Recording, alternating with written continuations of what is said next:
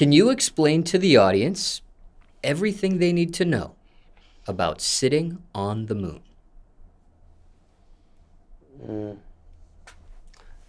That's my first tape in like 6 years, bro. 6, 7 years.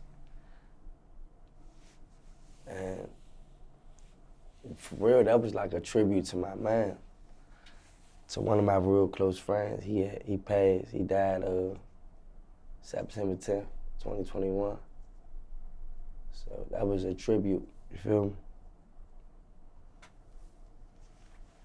I put a lot into that shit on the level. It was only an EP though. It was like 7 songs. But I put a lot into it though, you know what I'm saying? I put a lot into that. Care to share this person's name? Yeah, it's my man Lokk. He right here. My man Lokk, man. And how did you two initially meet? Do you remember the actual first time? Yeah, we met each other in middle school, in 7th grade. We had the same class. We had history class together. And do you remember what grade this was? Yeah, it was 7th. Oh, 7th. 7th You grade. did say 7th, okay. And care to share the name of the middle school at the time? Yeah, that was in the middle school, 7th. Damn. Was it Wedge or Madison? Might have been Madison. I went to so many different middle schools. But we definitely met in 7th grade, though. You know what I'm saying? Madison. It was Madison. And what was he really like? I mean, it was the life of the party, for real. He had a rack of energy. Sometimes shit get irritating. He had a lot of energy, bro. Like if it's one of them little dog moments, it's a Friday, ain't shit going on, and you wanna do some shit and just be free about it. And bruh, yeah, he a good wingman for that shit. Do you remember the last correspondence you had with him before he passed away? Yeah, I was with him the same day he passed. I was with him that whole day. Like when he left me like, he rode out probably like 45 minutes, an hour. His brother called me and told me what happened.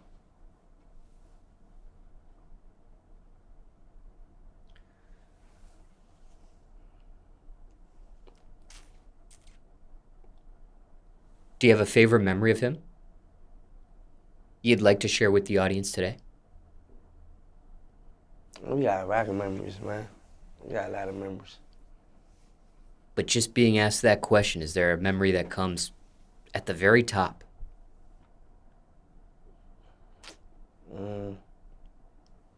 Nah, not necessarily. Like, nigga was just a nut, man. Nigga was crazy shit. But that was my man, like shit. So I'm like, it's so many memories, man. All of them, you know what I'm saying? We have a lot of good memories. We spend a lot of time with each other, man. Especially, you know what I'm saying, his last year.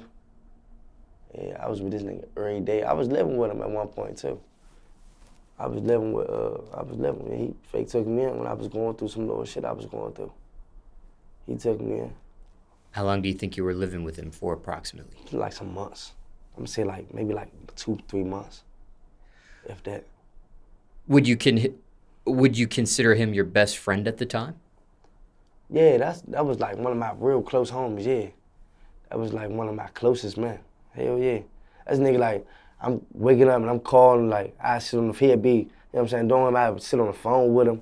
That was one of my real close men.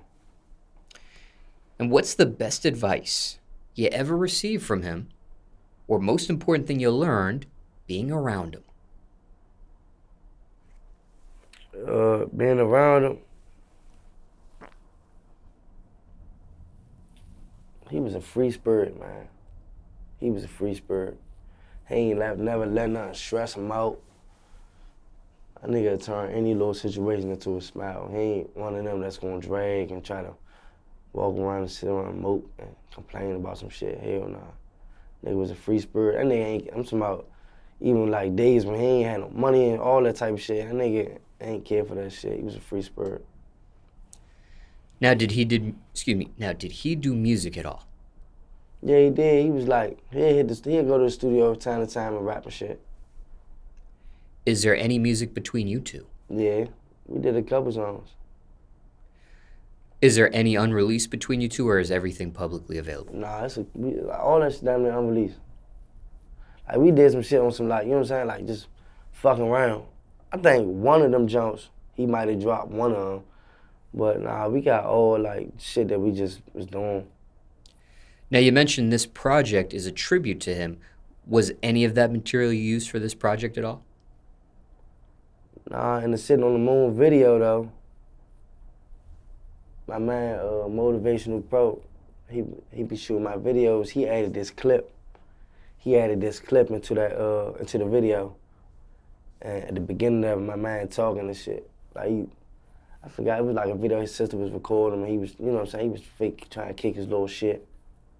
And Modi ended up throwing that shit in the video. And then he was throwing clips of him, you know what I'm saying, throughout the video and shit.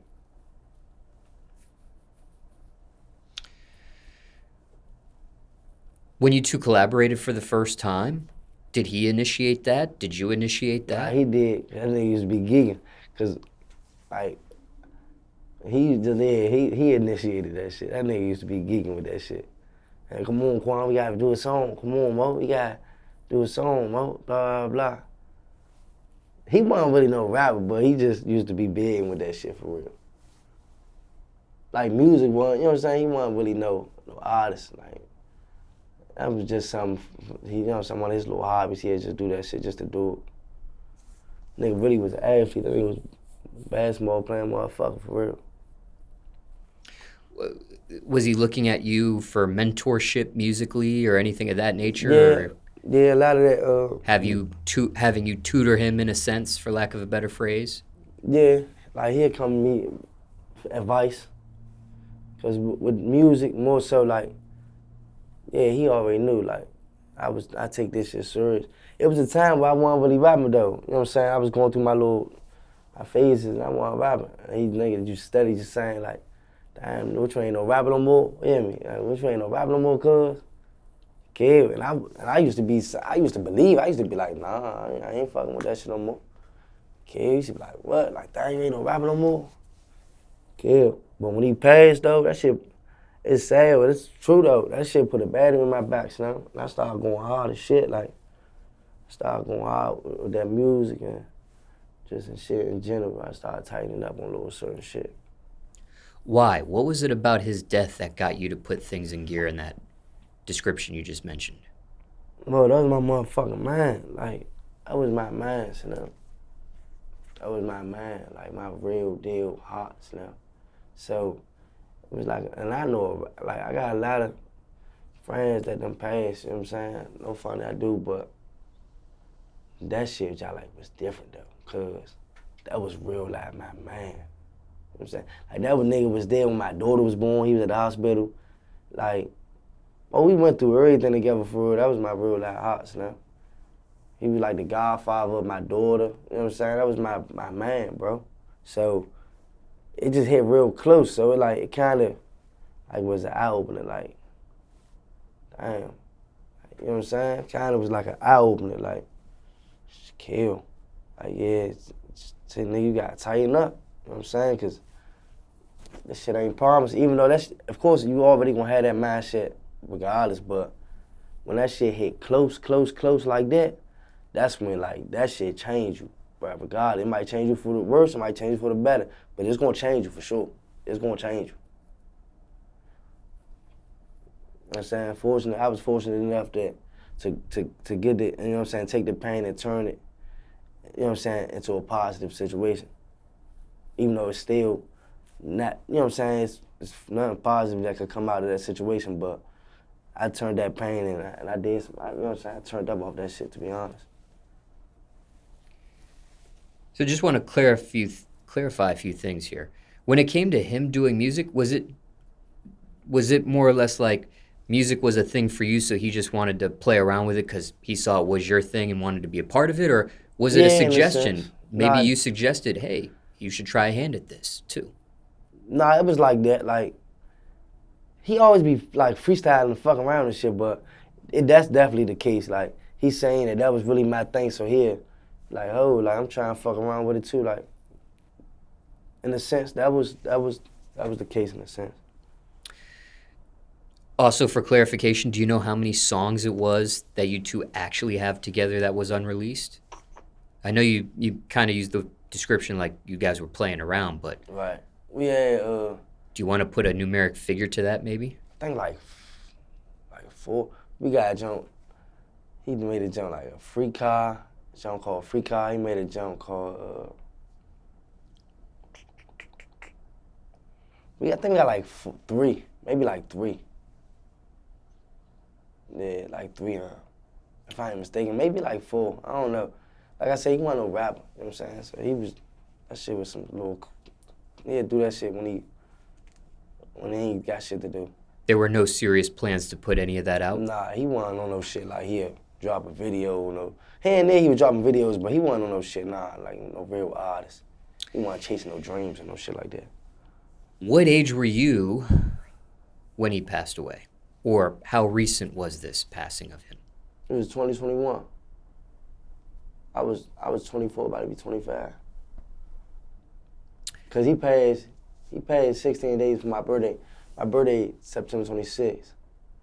He passed September 10th. I was about to be 25. This chain that you showed on camera, how soon do you get that made after his passing? I'm gonna say like Rough estimate.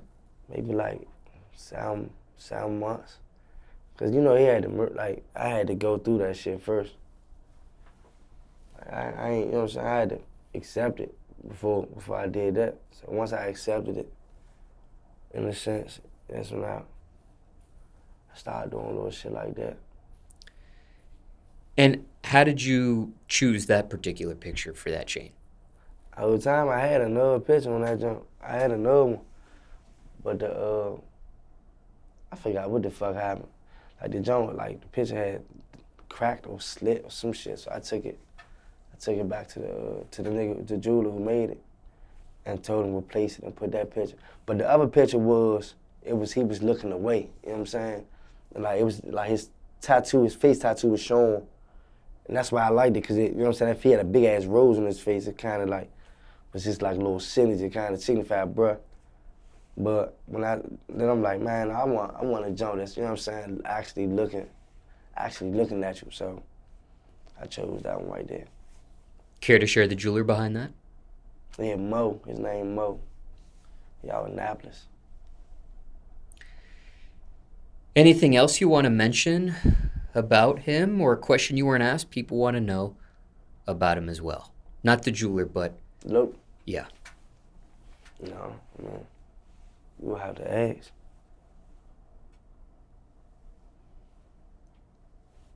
Now, you mentioned this project was an EP. Why go that route for this? There are some that go the mixtape route or the album route. Why EP for you on this particular project?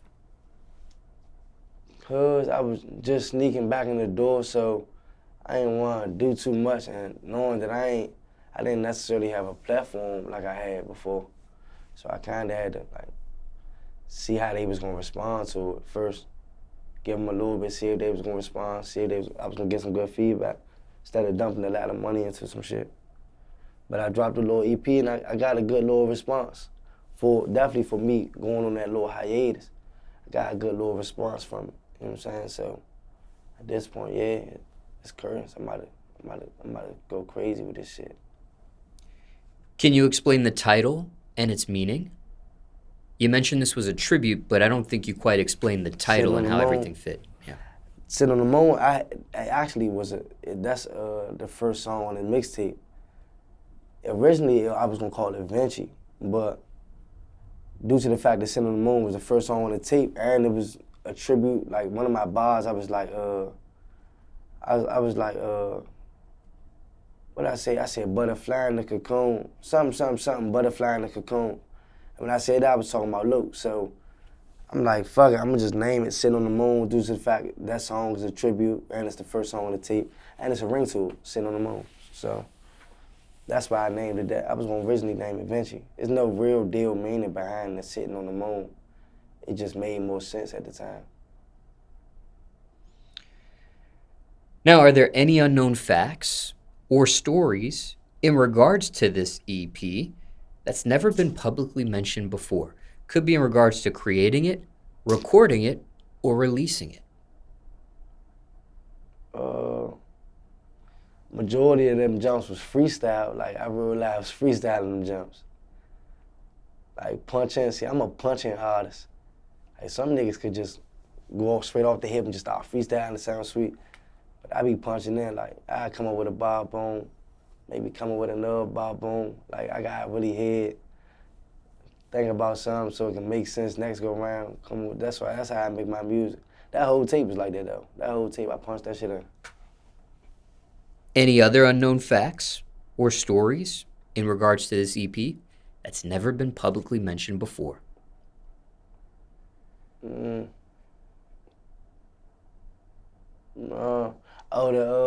cover art. I got somebody to actually draw that cover art. My man Kai.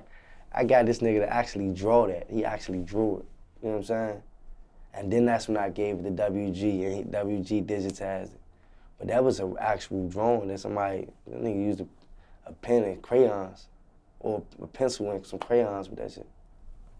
But that was your direction or your idea, or? Yeah, it was my complete idea.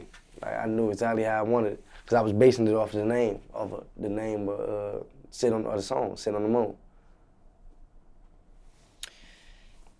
And can you explain the significance of the butterfly? The butterfly, that shit was crazy. It's like a day after my man had passed, me and my other man was walking to the store. We was walking to this liquor store at the corner. So when we walked to the store, on the side of the building, before we even, you know what I'm saying, fuck the store. So as we walk into the store, we see a butterfly on the side of the building, right? Of course, like, superstition, like, I ain't really, like, I don't be on that type of time. Like, somebody pass and I see something, be like, oh shit, blah, blah. I don't be on that shit. So I look at it, I thought about it, but I ain't really on that type of time. So when I come back, I seen it again, it's in the same spot. Mind you, I'm still not trying to think towards that.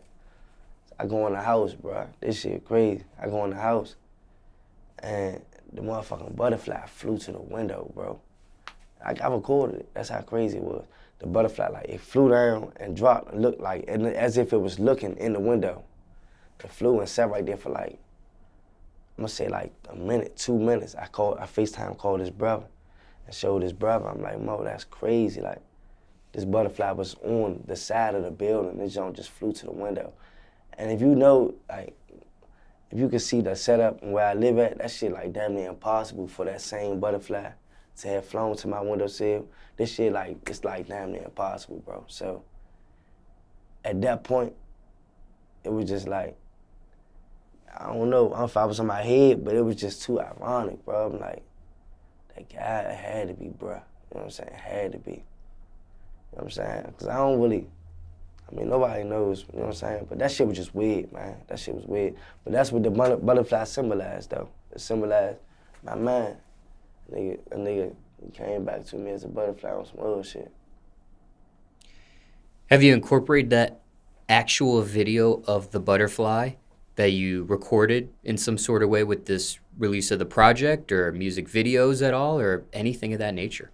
Nah, I sent it to my man Modi when he was asking for little videos to, you know what I'm saying, throw into that song, to the video. But when I sent it to him, I guess he ain't use it. He ain't use it. I don't know, maybe it ain't. I don't know. He ain't use it, though. But I definitely sent it to him. How often do you look back at that video of that butterfly? Here and there, I look back at it. Here and there. I ain't gonna lie, like, it be here and there, I look back at it. But at this point, it's like, I don't really, I'm grieving different now. It's like, I'm just using that shit and turning up with that shit. Like, Yeah, I'm going to charge up for bro, yeah, I'm going to look sweet for him, you hear me? At this point, it's the only thing a nigga could do. Do you follow a religion by any chance? Man, yeah, I'm Christian in this. You can say I'm Christian, but I ain't gonna say it like I be going to church every Sunday. I got a relationship with God though. I pray. I pray every morning. I pray before I eat. I pray before I go to sleep. Even when in the shower, I might holler, you know what I'm saying, talk to God. And why Christianity? I just grew up into it, in a sense, like my mother. My older brother Muslim though, but my mother was Christian, you know what I'm saying? We'd go to church, my grandmother. You know how it go. Grandmother on your mother's side as well that you're referencing. Yeah, my grandmother on my mother's side. And your brother, same mother, same father as you that you're referencing as well? Yeah, my older brother, he's same mother. He don't got the same father. So was he raised under Christianity and then Yeah. transferred, for lack of a better phrase, to Islam? Yeah, he was raised under Christianity, he transferred over to Islam, the nation. And for you, when you were being raised under Christianity, did it get any more specific under that religion for you, like a particular branch under Christianity? Not necessarily. I transferred over Muslim too. When my brother turned Muslim, because I was looking up to my brother at one point. I mean, I still, you know, that's my brother, but I'm grown now. But when I was a child, I used to always look up to him. We had a gap. He like 4 years older than me. But when he had turned Muslim, on the low, I had turned Muslim. Like, I took my Shahada and all that. Like, I was studying the Quran. Like, I was fasting, I was praying, the Fatiha, all that. I was Muslim at one point. But then I had, that shit was too much. I ended up denouncing. Even though my old man said ain't no such thing as denouncing your Shahada, but I ended up denouncing my Shahada. You know what I'm saying? Because that wasn't me, in a sense. It wasn't me. Want to shed any more light on that? Not necessarily. It just wasn't me. I am spiritual, though. I talk to God, for sure. But I can't really, like, speak on individual religions because I don't go to church or I don't, you know what I'm saying, go to the mosque or stuff like that. So, but I am spiritual. I definitely got a relationship with God. Now, because you were raised under Christianity on your mother's side and grandma and things of that nature, when you did transfer, convert, whatever the correct verbiage is there, to Islam, did that cause a rift between you and your mother or you and your grandmother, perhaps? No. Because my mother probably was looking at it like, you only doing it because your brother doing it. That's how my mother probably was looking at it.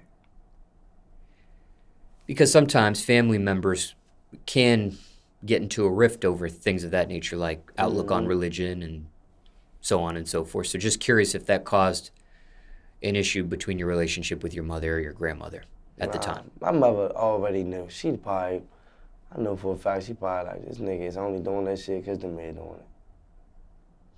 When you denounced, what was her reaction to that? She probably didn't even know I denounced it. That's what I'm saying. She probably never even really took me being Muslim serious. But my brother was serious with it though. He was serious. Like, he was selling oils and all that. He wasn't playing. Like, even as a young, like when he was in high school, he was fasting and all that shit. Now, when it comes to grief, mentally, has this been something you sought any professional help over? Nah, I ain't never get no help. Why not? Some people do. I just never seek help. You dig what I'm saying? I'm the type of nigga, I come up with, if I got a problem, I'm gonna figure it out. You know what I'm saying? If I'm stressing, I'm gonna figure it out. It is what it is. Be that as it may, do you want any professional help with it? Nah, not necessarily. I don't think I need it. I don't know. You mentioned freestyle and punch in. Just wanted to reference that for a second. Why that method for you? There are some people that write pen and pad, write on the phone. Right. Why the freestyle punch in method for you specifically? Because it's in the spirit of the moment, so you can hit some valid points. You can really say shit that might have just happened earlier that day, or say shit that, you know what I'm saying? Just shit that would be relevant in the moment, because it's fresh off the head. Instead of you sitting down writing, you might be talking about some shit that happened 7 years ago. Now, is that how you began when it came to rapping? Were you a writer at first, or were you always freestyling and punching in from the get-go? I was always punching in. Like my man, I started recording, my man Travis jumped, and he be rapping too, but he the one who got me started rapping the whole time, but I started recording his jump, and I was straight punching in freestyle. I wasn't writing shit. And then I seen him writing, and I started writing. He was like trying to get me to write. I started writing. Here and there, I would write though, like here and there, but when I wanted to be authentic and I want that shit to be organic and really, I gotta punch in, cause it's not gonna hit the same how it hit when I freestyle or punch in. Any other unknown facts or stories in regards to this EP that's never been publicly mentioned before? Unknown facts. Nah, nothing I can think about off the top of my head. I ain't gonna sit here and bluff you out. Now, you mentioned this is your first project In a while. in 6 years. I'm gonna say 17, 18, 19, 20, 21, 22, 23. Yeah. Cause I think my last jump I dropped was, I dropped 2 times, and that 2 times probably in like 2016. Then I dropped Givenchy John Lennon. And that probably was probably like 2017, maybe 2018 though, maybe. But it been like 5 years since I dropped. I'm talking about singles, videos, anything. I ain't dropped shit. Actually, I dropped a video like 2 years ago. Maybe like 2, 3 years ago, dropped a video. It's a difference. Just fake drop some little shit. But I ain't it been a while since I done went, you know what I'm saying, I went hard like the way I'm going now. It been a while. What happened to you? Where have you been? Man, life, bro. I ain't gonna lie, life was just, and around that time, like even around the time when I did the interview with you last time, I had a manager. So I had somebody backing me for real. So it's easy to do shit when you got somebody backing you. You ain't coming out of pocket. It's easy to do shit. When that wheel drive, you ain't got no money. Shit, you know what I'm saying? That shit ain't that simple. This rap shit costs. I'm talking about this shit costs, bro. Like, costs. Especially if you wanna do it like the way I am. I like doing shit the right way, bro. I like doing shit the right way. I got a certain type of aura with me, so I gotta do shit the right way. And if I ain't gonna do it the right way, I'm not gonna do it at all, you feel me? So I really had to get myself together. So when you know what I'm saying, it's time for me to drop, you know what I'm saying, a nigga gonna have to respect it. Like, oh nah, shorty doing this thing, you gotta respect it. Have you heard or seen comments that say, Lil Givenchy fell off? Things of that nature. Yeah, motherfuckers probably was saying that shit. I know people were saying that shit. They probably thought I was washed up, probably thought all type of shit. Which is understandable, you feel me? They could go from, you know what I'm saying, you doing this and then all of a sudden you just ain't doing shit. Yeah, that's how it go. Nigga be like, he washed up now, he ain't doing nothing.